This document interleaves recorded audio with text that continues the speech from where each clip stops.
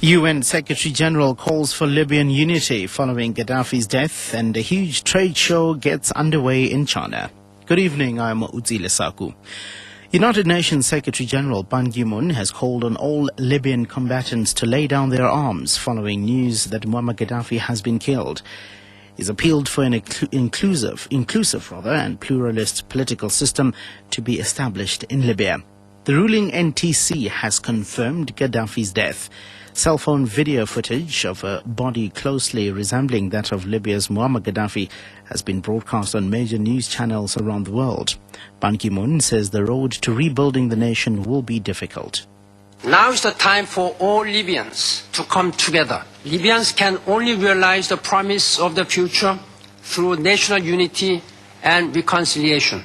This is the time for healing and rebuilding, for generosity of spirit, not for revenge. All Libyans must be able to recognize themselves in the nation's government and leadership.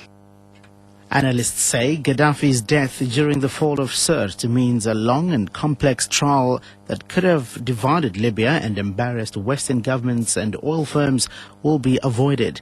A senior National Transitional Council military official says the former Libyan leader died after capture, having earlier been injured in a NATO airstrike on a convoy fleeing the town.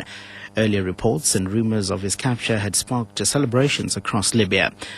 Professor Nanya Bola Muller of the Africa Institute says with the demise of Gaddafi, the main focus of the National Transitional Council will be to consolidate the different factions in the country. So there's a lot of positivity on the side of the NTC, which would be obvious because they want a new state, a new government. However, Gaddafi was a unifying force, and I think that we cannot discount some form of counter-revolution, some tension that will arise as a result of this. He's a hero to many, so I don't think that it's going to be an easy ride for the NTC.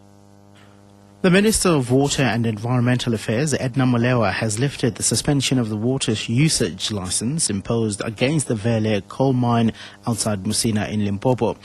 The water usage license was suspended early this year, prompting the mine to temporarily shut down all operations. The suspension came after an environmental group, the Mapungube Action Group, objected to the establishment of the coal mine. The group complained that mining operations will pollute the underground water and the nearby Limpopo River.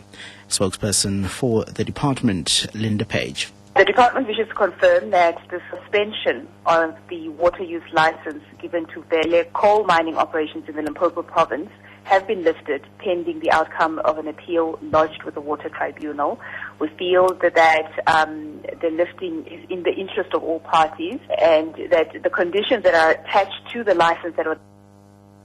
South Africans should brace themselves for severe floods in December. The South African Weather Service says a scarcity of rain this autumn could lead to extreme weather during the festive season. The short-term seasonal changes currently experienced present long-term weather risks.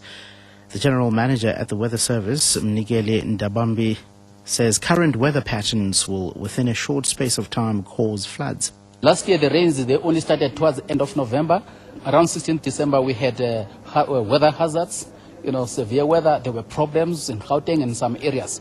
Now, this year, they have not really started. Just few showers we have received over the summer rainfall areas. So we should be worried. You should be concerned that they are going to come through the dry air. So that means the onset of these rains that are coming could produce severe thunderstorm, damaging hailstorm, damaging winds. So we need to be prepared. We need to be worried.